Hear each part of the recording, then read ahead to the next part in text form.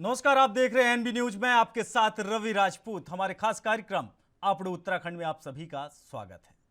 इस बार देश के 75वें स्वतंत्रता दिवस को अमृत महोत्सव के रूप में मनाया जाएगा, जिसकी तैयारियों को लेकर भाजपा मुख्यालय में अमृत महोत्सव के तहत हर घर तिरंगा अभियान को लेकर बैठक हुई। देश भर में 20 करोड़ से अधिक घरों पर इस अभियान के तहत तिरंगा झंडा फहराया जाएगा। बैठक में प्रदेश के मुख्यमंत्री पुष्कर सिंह धामी, राज्यसभा सांसद व प्रवक्ता संबित पात्रा बैठक में मौजूद रहे। बता दें कि यह अभियान राष्ट्रीय स्तर पर 13 अगस्त से 15 अगस्त तक चलेगा। 13 अगस्त को प्रदेश में 230 मीटर लंबे तिरंगे झंडे के साथ यात्रा निकाली जाएगी।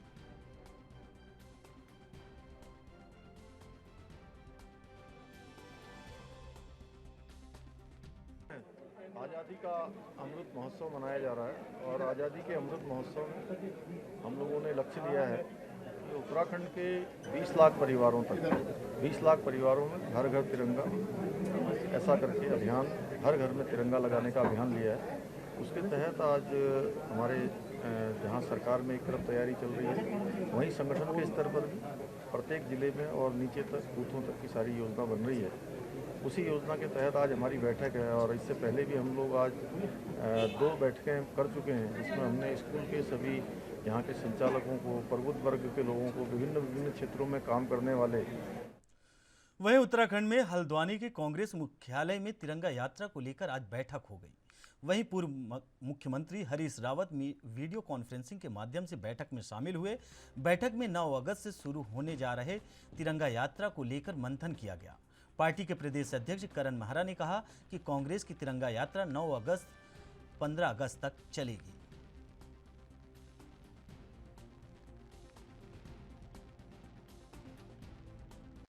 9 तारीख से 15 अगस्त तक एक 75 किलोमीटर की यात्रा प्रत्येक ज़िले में होनी है कम से कम।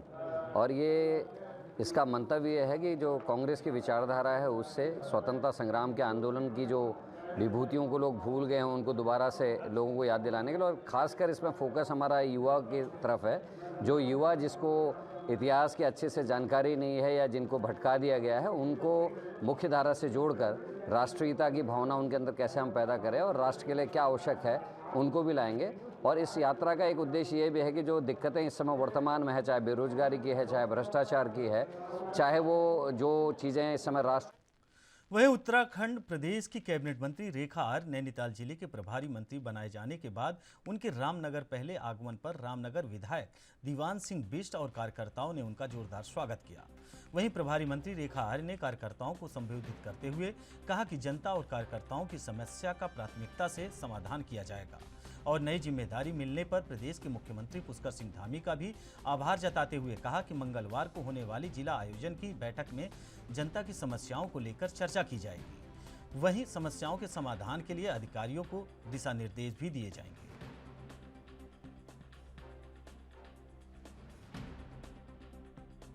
देखिए, जनपद नैनीताल की जिला योजना की बैठक होनी थी, उस निमित्त आज आना हुआ है। कल जिला योजना की बैठक है।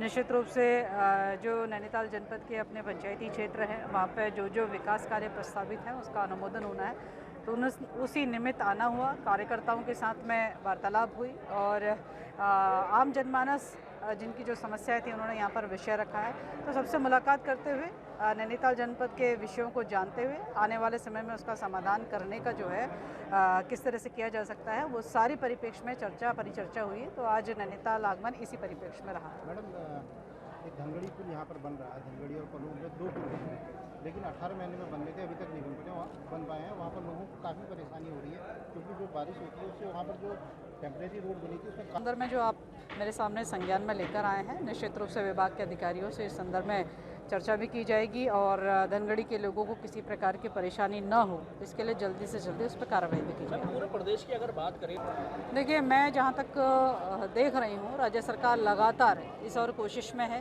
कि किसी भी प्रकार से सड़कें बाधित ना हो, क्योंकि सड़कों के माध्यम से ही आवाजाही के अलावा अन्य सामग्री भी जो है उसकी आपूर्ति सड़कों के माध्यम से ही होती है।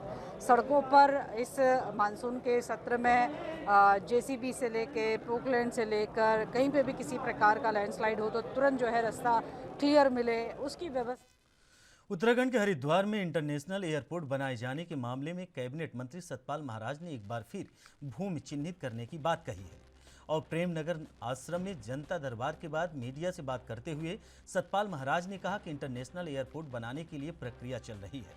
प्रदेश के राज्यपाल भी योजना में काफ़ी रुचि ले रहे हैं। आपको बता दें कि इससे पहले भी सतपाल महाराज ने हरिद्वार में इंटरनेशनल एयरपोर्ट बनाने की बात कही थी। वहीं सरकार ने उनके इस बयान से किनारा कर लिया था और सतपाल महाराज लगातार एयरपोर्ट बनाने की बात कहते चले आ रहे हैं। उनके निर्देशन पर प्रशासन की ओर से भूमि चयन की प्रक्रिया जारी है।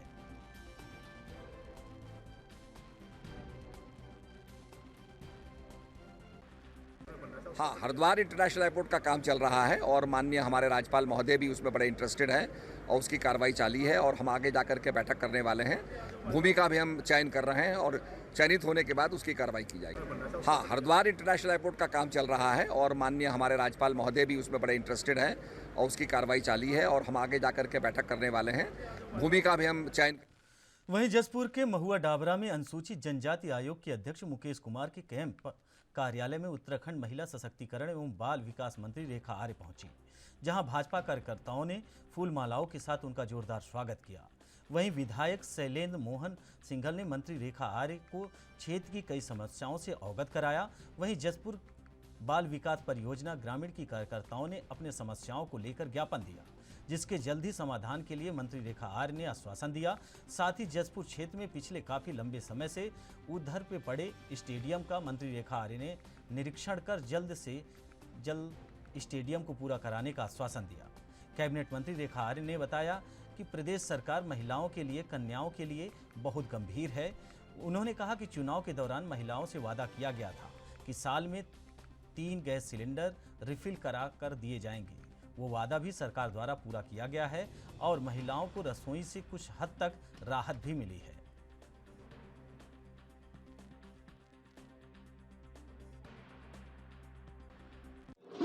देखिए, हमारी सरकार महिलाओं के लिए हों, कन्याओं के लिए हों और बालकों के लिए हों, सभी के लिए बहुत गंभीर है, क्योंकि हमारी सरकार महिलाओं के आशीर्वाद से बनी है। निश्चित रूप से सरकार अपने पूरे कार्यकाल में महिलाओं को केंद्रित रखते हुए अपनी योजनाओं का निर्माण करेंगी। हाल ही में हम लोगों ने जिस प्रकार से चुनाव के दौरान में एक वादा किया था कि हम महिलाओं को 3 मुफ्त गैस सिलेंडर रिफ़िल करा कर देंगे साल में, तो उसका वादा भी हम लोगों ने पूरा किया है और महिलाओं को रसोई में महंगाई से कुछ हद तक राहत भी दिलाई है।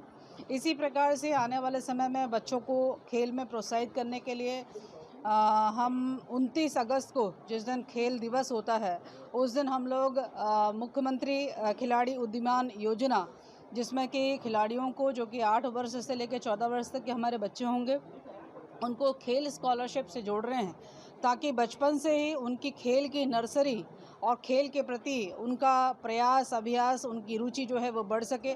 1500 रुपये की यह धनराशि रहेगी जो स्कॉलरशिप के रूप में उनको प्रदान की जाएगी और आने वाले समय तक में उनको इस प्रकार से प्रशिक्षित और इतने अवसर दिए जाएंगे ताकि उनके अंदर खेल के प्रति इंटरेस्ट बना रहे और खेल प्रतियोगिताओं के प्रति वह लगातार जो है अपनी निपुणता दिखाते रहे।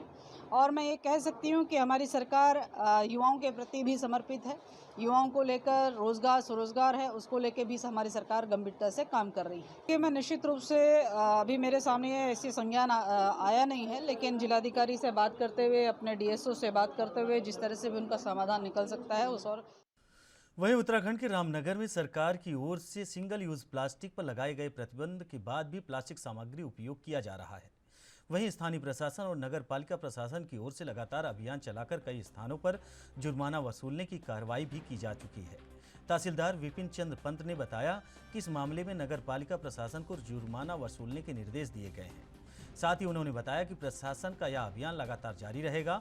उन्होंने जनता और दुकानदारों से प्रतिबंध प्लास्टिक सामग्री को प्रयोग न करने की अपील की है।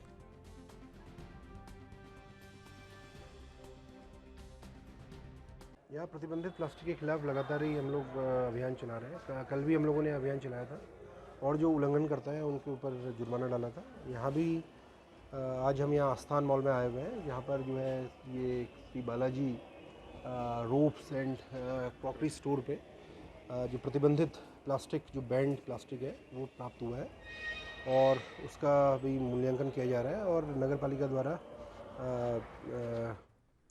वहीं हरिद्वार में इस बार मुल्तान ज्योत महोत्सव धूमधाम से मनाया जाएगा। 2 साल से कोरोना के कारण यह महोत्सव सांकेतिक रूप से मनाया जा रहा था।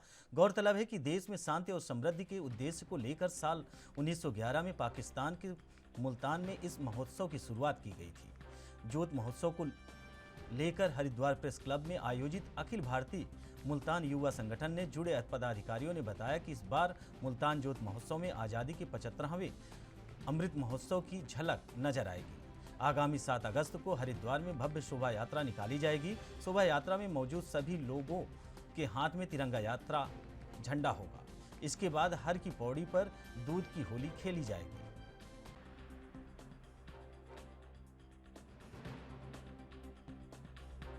और अपनी शोभा यात्रा में भी और सुबह जब हम दूध की होली खेलने के लिए जाएंगे, चाहे वो महिलाएं होंगी, उनके हाथ में तिरंगा होगा, गले में पटका भी तिरंगा होगा और स्लोगन होंगे वो भी, उसके अंदर भी हम भारत माता की जय, देश की एकता की बात करेंगे।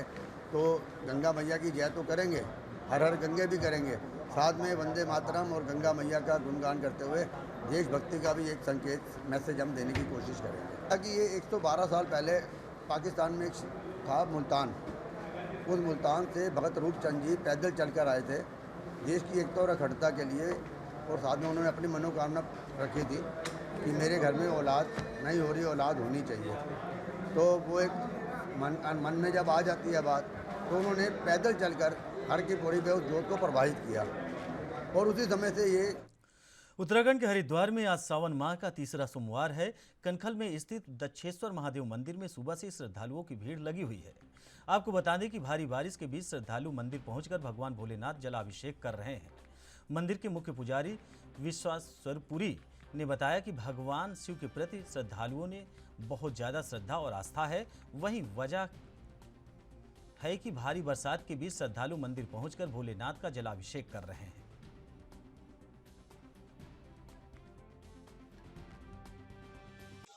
श्रावण का महीना है और अभी आप दक्षेश्वर महादेव के प्रांगण में मौजूद हैं। बारिश हो रही है और सोमवार का दिन है। क्योंकि भगवान शिव श्रावण के महीने में कनखल में ही अपनी ससुराल में इसी भूमि पर, इसी स्थान पर निवास करते हैं, इसलिए और गंगा हमारे मंदिर के बगल में गंगा नदी बहती है, तो दूर दूर से लोग इतनी बरसात में भी भगवान शिव के प्रति उनकी श्रद्धा इतनी अनन्य श्रद्धा है कि श्रावण के इस बरसात में भी भीगते हुए छतरी लगाकर लाइन में खड़े होके गंगा जी से जल भर के भगवान शिव का। वहीं रानीखेत के सदर बाजार के धार्मिक परिसर स्थित फर्नीचर की दुकान में 2 युवतियों के संदिग्ध परिस्थितियों में मिलने का मामला तूल पकड़ता जा रहा है। पुलिस ने पूछताछ के बाद युवतियों को छोड़ दिया। घटना में आक्रोशित व्यापार मंडल पदाधिकारियों ने कोतवाली पहुंचकर निष्पक्ष जांच की मांग उठाई है। इधर व्यापारियों ने कहा कि इस तरह के मामलों से क्षेत्र का माहौल बिगड़ने के साथ छवि खराब होती है। कोतवाली ने व्यापारी नेताओं को मामले की जांच कराने का भरोसा दिलाया है।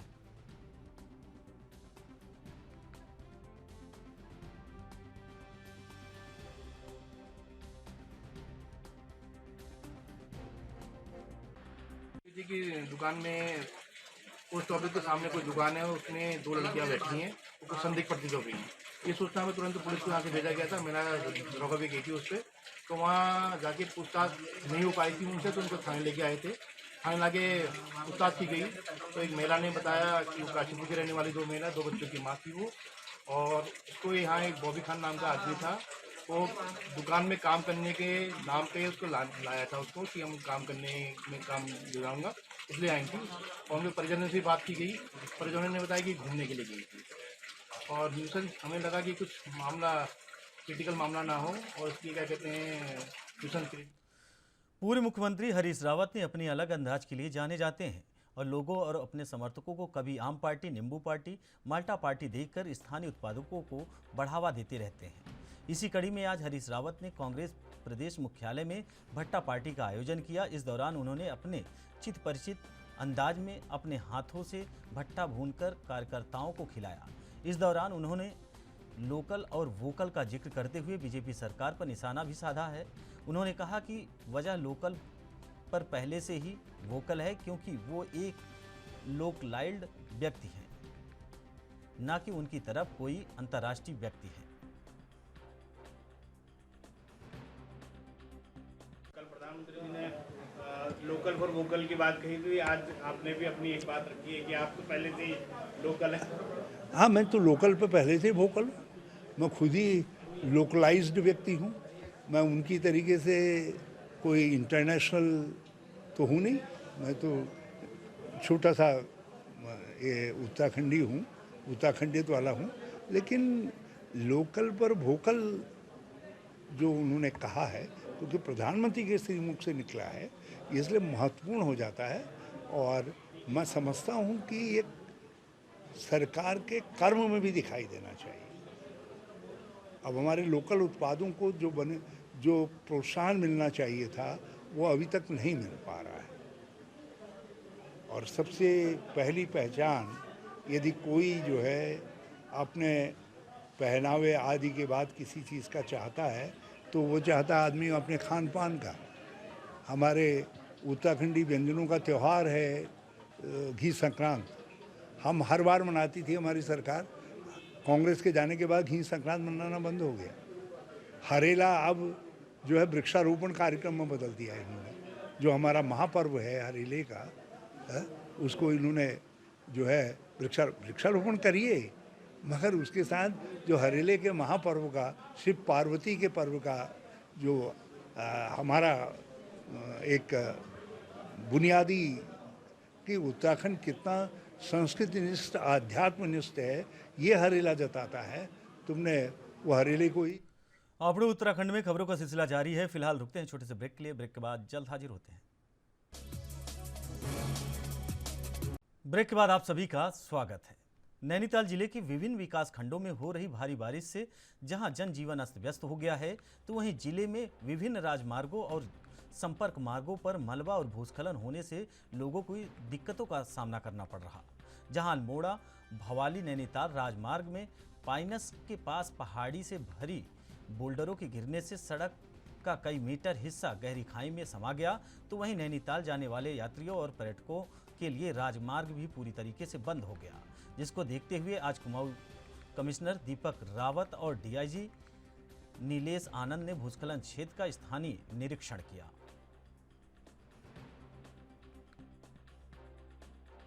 क्योंकि लंबा टाइम लग सकता है यहाँ पर अभी। एक तो जो ये स्लाइड है पाइंस के पास, लगभग 30 मीटर में सड़क एक तरीके से धंस चुकी है, और जो साइट है ये थोड़ा रिस्की भी है। इसके ऊपर जो रॉक है ये भी फ्रैक्चर्ड है और बहुत सॉलिड रॉक नहीं है। लेकिन अभी डिपार्टमेंट को यही डायरेक्शंस दिए हैं कि काम दोनों तरफ से किया जाए, भवाली की तरफ से भी किया जाए और नैनीताल की तरफ से भी किया जाए, ताकि हम इसको जल्दी कर सकें। और एटलीस्ट एक छोटी 4 व्हीलर को निकालने के लिए सिर्फ एक तरफ से, ये हमारी प्राथमिकता होनी चाहिए, क्योंकि बहुत दूर से पहाड़ से लोग आ रहे हैं। अभी मैंने देखा भी लोग रामगढ़ से आ रहे थे, फिर यहाँ से पैदल जा रहे हैं।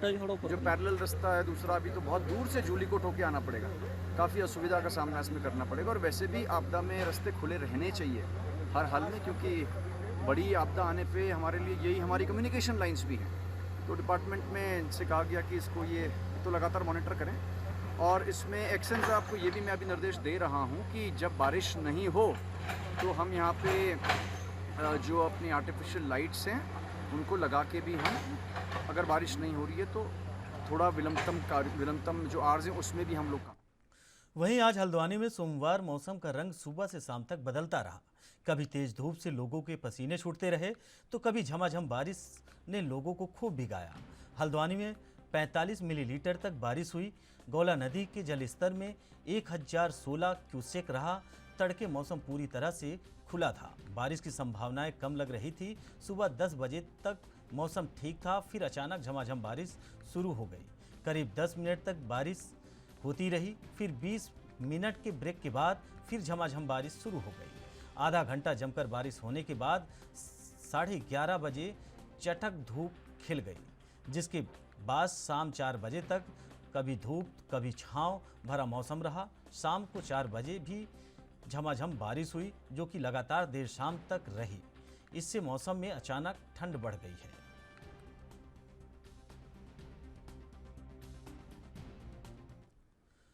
देहरादून में खाद्य विभाग ने बड़ी कार्रवाई की है।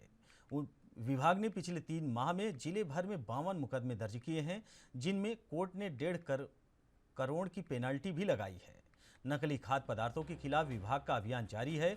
खाद्य विभाग ने पिछले 6 माह में 300 से अधिक सैंपल लिए हैं, जिनमें पनीर समेत कई सैंपल मानकों के अनुरूप नहीं हैं। विभाग की नकली मावा के कारोबार पर भी नजर है।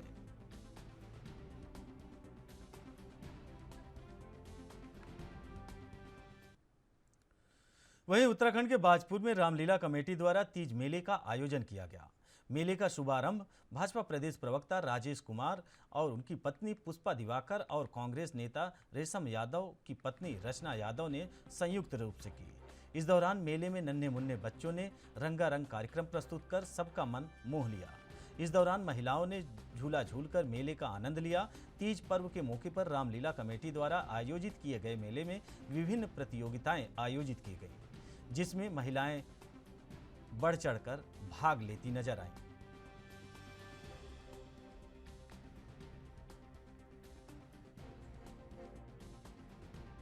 सभी महिलाओं को अपनी हरियाली तीज की शुभकामनाएं देती हूं।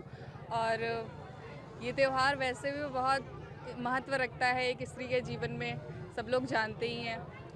वैसे ही आज सभी ने धूमधाम से खुशी से मनाया है। बस मैं इतना कहना चाहती हूँ कि सभी क्षेत्रवासियों को, सभी महिलाओं को हरियाली तीज की बहुत बहुत शुभकामनाएं। तीज का त्यौहार हर महिला के जीवन में विशेष महत्व रखता है। जैसा कि हम सभी जानते हैं, हरियाली तीज सावन मास की शुक्ल पक्ष की तृतीया के दिन मनाया जाता है। आज के दिन ही भगवान भोले शंकर और माँ पार्वती जी का पुनर्मिलन हुआ था। आज के दिन ही स्त्रियां अपने सौभाग्य, अपने पति के लिए दीर्घायु की कामना भगवान भोलेनाथ से करती हैं। आज के दिन सावन के गीत गाती हैं, झूले झूलती हैं, मेहंदी लगाती हैं और 16 श्रृंगार करती हैं। तो हर स्त्री के जीवन में ये तीज का त्यौहार बहुत ही। वहीं जिला मुख्यालय पौड़ी में बस स्टैंड पर उस समय अफरा तफरी का माहौल हो गया जब आपदा कंट्रोल रूम को सूचना मिली कि बस अड्डे पर भूकंप के झटके से एक बस के अंदर बैठे कुछ यात्री घायल हो गए। आपदा कंट्रोल रूम ने सूचना आने के तुरंत बाद जिलाधिकारी निर्देशों के बाद सभी विभागों को अलर्ट कर दिया, जिसके बाद रेस्क्यू में संबंधित विभाग एकाएक बस अड्डे पहुंचने लगे। सबसे पहले घायल व्यक्तियों को प्राथमिक उपचार देने के लिए पुलिस बल के साथ स्वास्थ्य विभाग की टीम पहुंची, जिसके बाद अन्य संबंधित विभागों भी राहत और बचाव कार्य करने के लिए मौके पर पहुंच गए।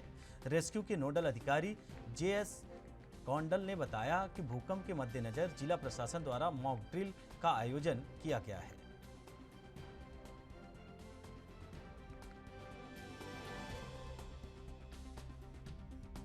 आज कंट्रोल रूम को सूचना मिली थी। सूचना के आधार पर मैं AC कमांडर 2 अपनी पूरी टीम को लेकर के यहाँ आया। उसमें हमारी मेडिकल की टीम थी, PWD की टीम थी, फूड और सप्लाई से हमारे साथ आदमी थे। यहाँ पर देखा तो बस बुरी तरह क्षतिग्रस्त थी। इसमें 3 लोग हमारे घायल थे और 1 की कैजुअलिटी के साथ में 4 लोगों को रेस्क्यू कर लिया और सभी को एम्बुलेंस से भेज दिया गया। ये हमें उच्च स्तर से और DM साहब का जो निर्देश मिलता है उस हिसाब से पूरा कोऑर्डिनेशन बॉडी में पहले से ही बना हुआ है, उसी का ही।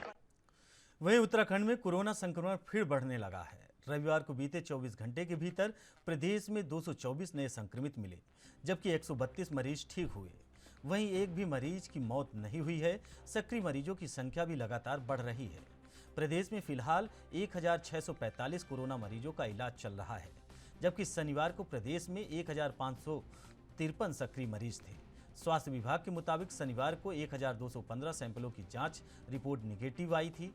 वहीं देहरादून जिले में सबसे ज़्यादा 173, हरिद्वार में 8, नैनीताल में 6, अल्मोड़ा, पौड़ी और उधम सिंह नगर में 4, चमोली और रुद्रप्रयाग में 1, चंपावत में 2, टिहरी में 3 और उत्तरकाशी में 18 संक्रमित मरीज सामने आए हैं। प्रदेश की रिकवरी दर 94.47% और संक्रमण दर 15.57% दर्ज की गई। प्रदेश में कोरोना संक्रमण का खतरा लगातार बढ़ रहा है। एक महीने के भीतर संक्रमण दर में 4 गुना की बढ़ोतरी हुई है। बीते 7 दिनों के भीतर 1820 संक्रमित मिले हैं, जबकि 4 मरीजों की मौत हुई है।